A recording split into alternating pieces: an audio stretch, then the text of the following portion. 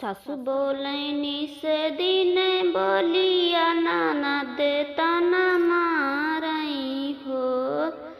सासु बोलैनी से दिन बोलिया ननद ताना मारई हो।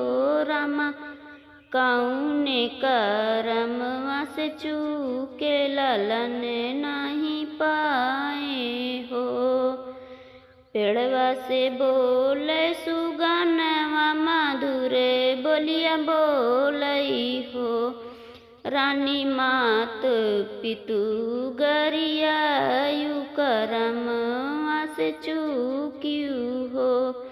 किहलू न सासु के सेवा जेठनिया से झगड़ियू हो। रानी द्वार से लौटायु भिखरिया ललन कैसे पैबू हो। सुगना तू बोलिया तू बोल्या हंसई समझायु हो। सुगना अब यस जनत बतायु ललन मुख देखियु हो। सुगना तू बोलिया सुनायु हमें समझायु। सुगना अब यस जतन बतावा ललन मुख देखित हो। निस दिन उठी नहाओ सूरज पैया लग